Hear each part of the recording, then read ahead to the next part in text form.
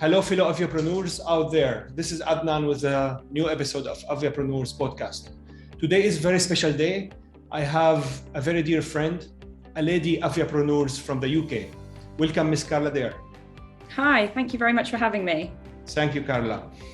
Karla is an aviapreneur, a young lady, but despite being young, she made a lot of achievements in the aviation industry. She has more than 12 years of experience in this industry. She has worked in, managed, and established very successful aviation enterprises. She's also from an aviation family.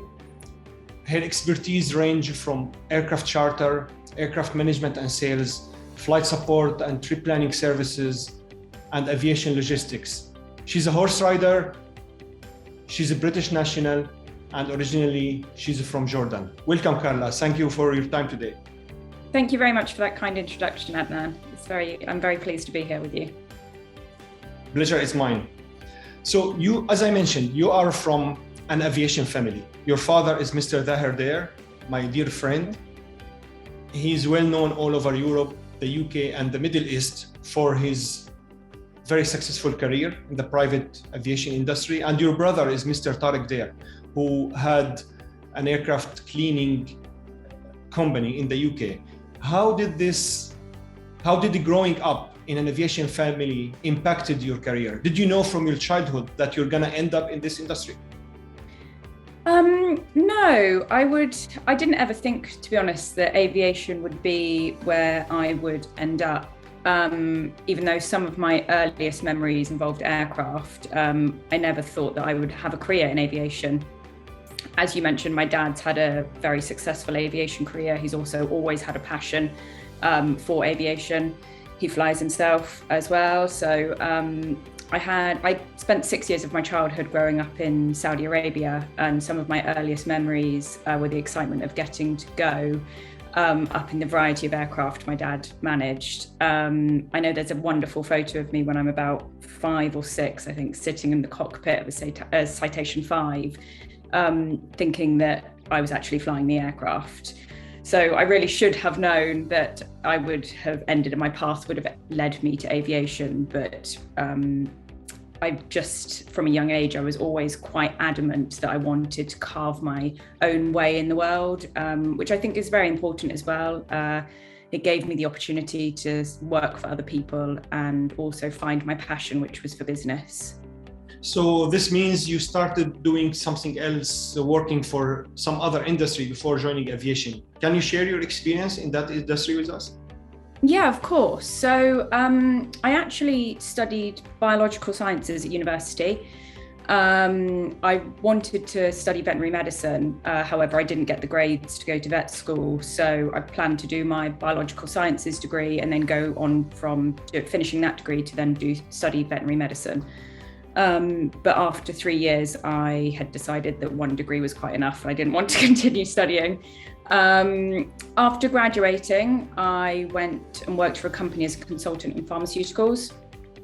This gave me some really, really good sales experience and also business experience.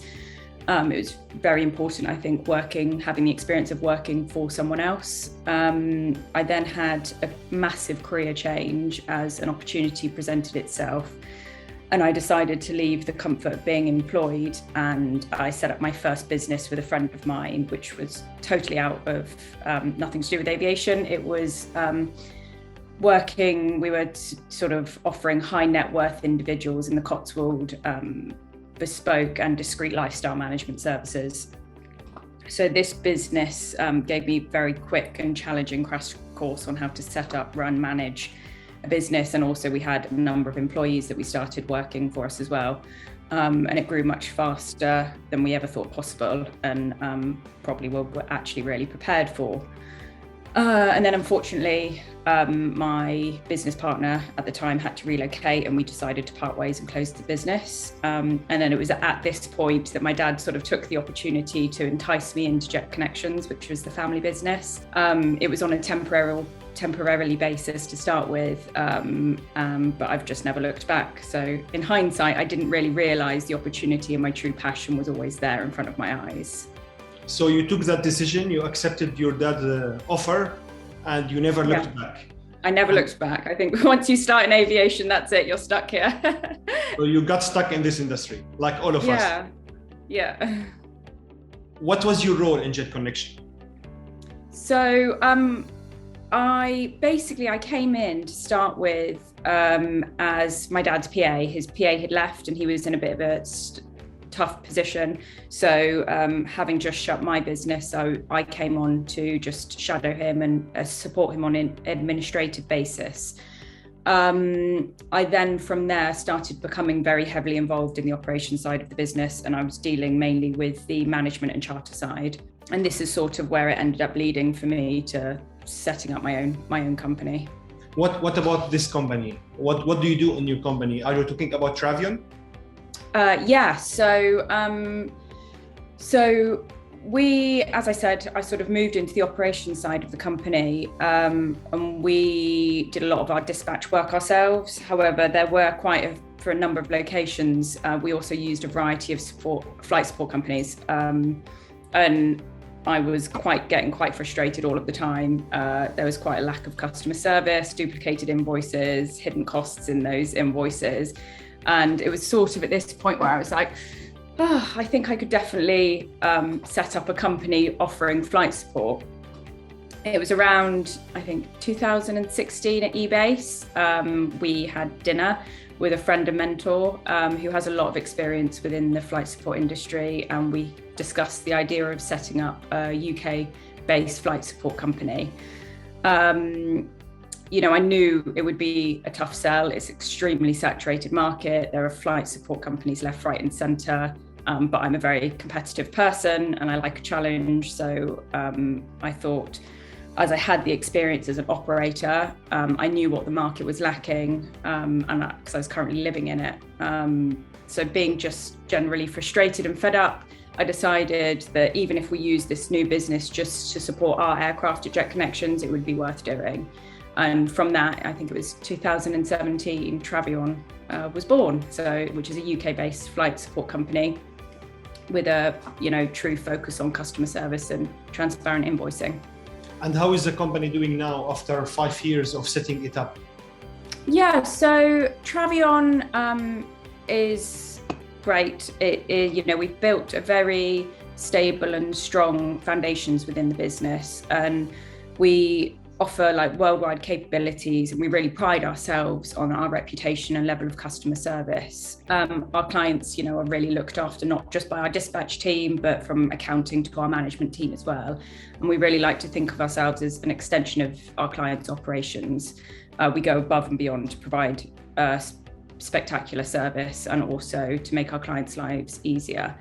It's always it is also, Travion's a very young, forward-thinking company. Our approach to business has always been through the use of better processes and also the application of technology. So within the first, I think it was 6 months or so, we decided to take on an in-house software developer. He worked alongside our operations manager, and he built a bespoke platform for our dispatch team that we also then made accessible to our clients. We like to offer clients a personal touch, but incorporate technology as much as possible to make sure everything runs smoother and also makes everyone's life easier. So as you said, it's been going 5 years now and it's grown organically, and we have an exceptional team of people that work for the company, and we've got our operations that are based in the UK, Prague, Czech Republic and Amman in Jordan. Wow, and the amazing. Whole team do a super job of providing a great level of service to all of our clients. Having 3 offices in 5 years is quite an achievement. Congratulations. Yeah. Thank you. And what about COVID? Was it challenging? You managed to survive the company and grow it despite the very tough and hard 2 years we had all over the world? Yeah, so COVID. I think like everyone, we've all had enough of the effects this pandemic has had on our lives. And, I'd like to think we're coming towards the end of the pandemic. It's hard, isn't it? I think COVID's changed our mindset, whether it's for the positive or negative, forever. And in turn, I think it's affected the way we live our lives, conduct business, socialise, and also move around the world. overall, it was tough for all of the aviation companies I'm involved with. But Travion, we were lucky. We have quite a few cargo companies that we work with, and that boomed. That part of the industry boomed. So the first few months were very positive for us. Very interesting. So same as I discussed with my previous guest, some aviation companies were able to find opportunities within COVID to compensate the lack of business, of routine business they used to have. So same happened with Travion. You focused more on cargo companies, which really made the company survive and grow despite the crisis.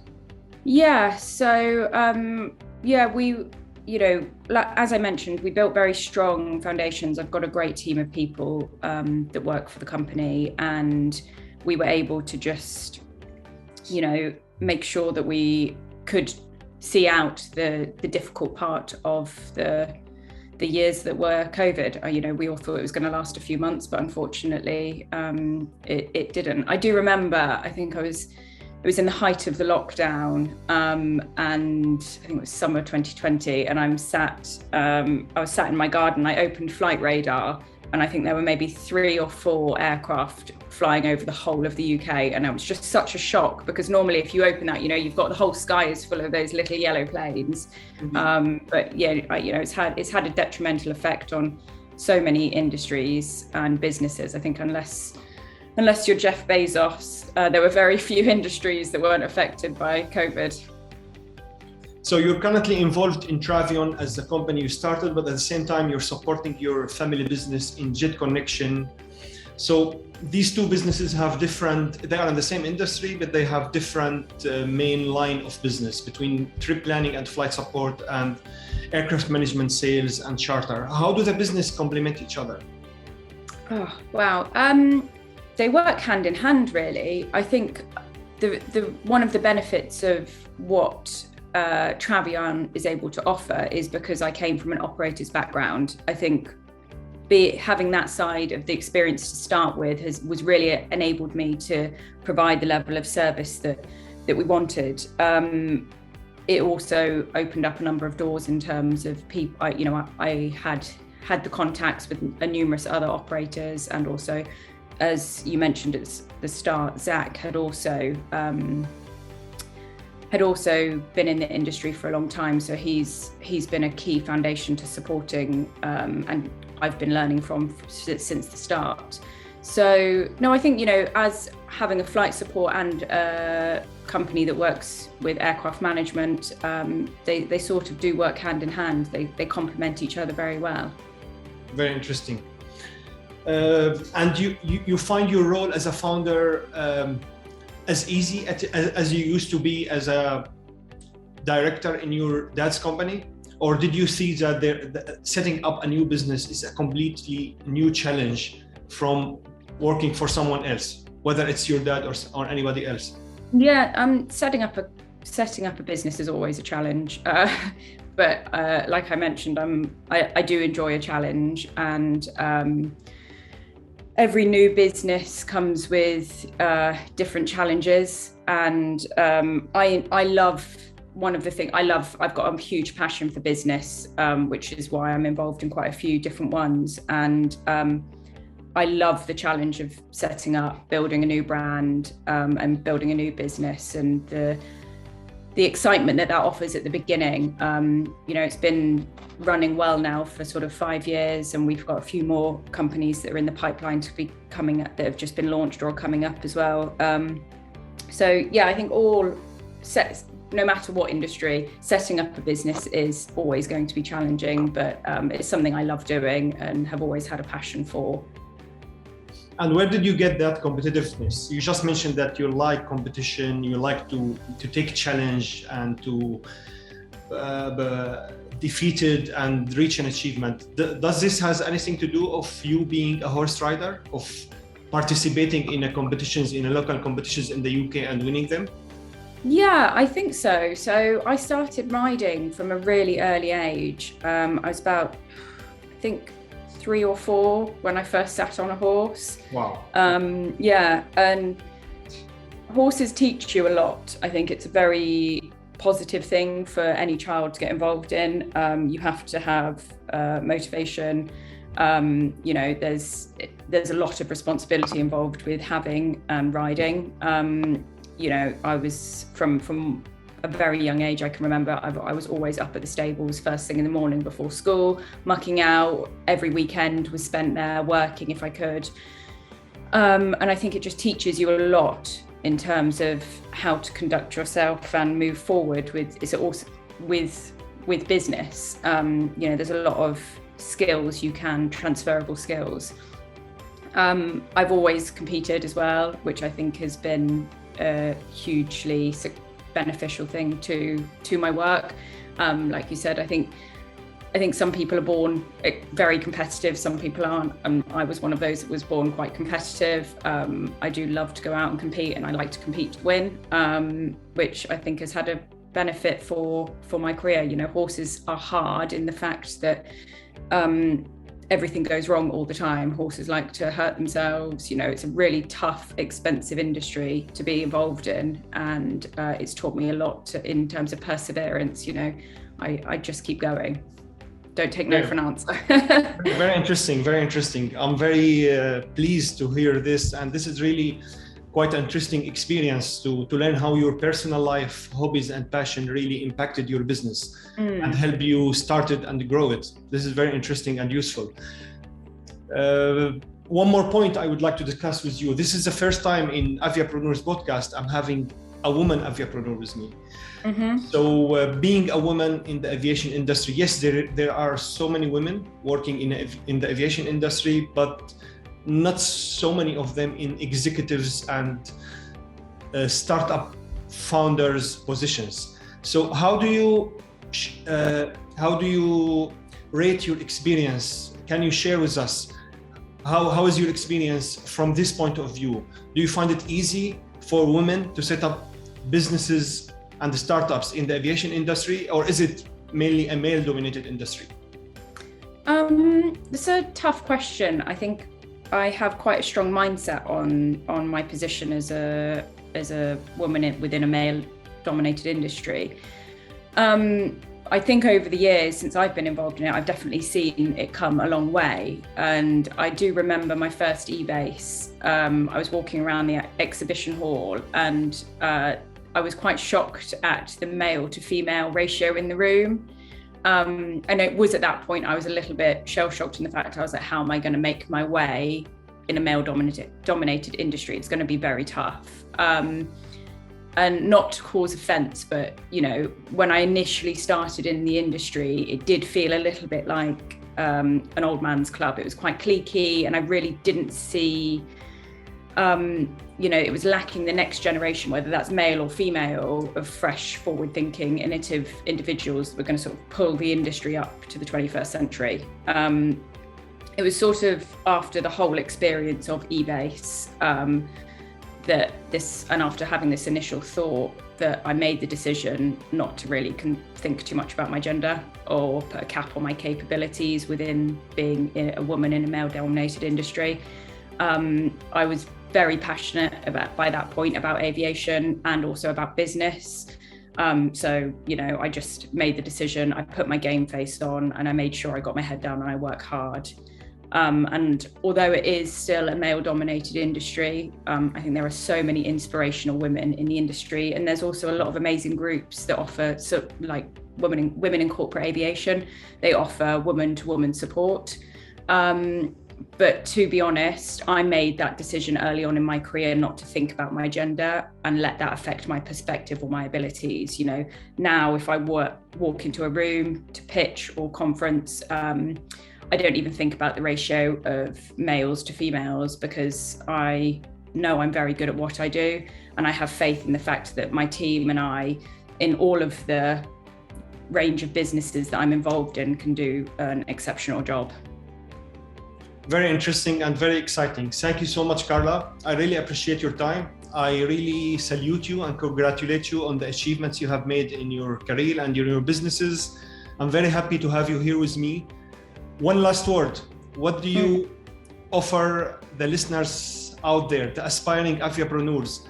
What advice do you give them in case they want to go ahead and set up their own startups in the aviation industry? My advice would just be to, I think a lot of people have a lot of thoughts, but don't action a lot. You can't get anywhere without actioning it. In any of the businesses that I have set up, they've not been original in the fact that they're the first to market.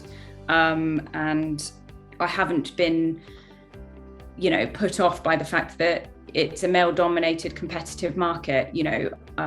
I know my strengths and I know my weaknesses, and I think that's very important. And I think anyone that is wanting to set up by themselves should go ahead and do it. If you put your head down and you work hard, you will, and you have a passion for what you're doing, you will be successful at it.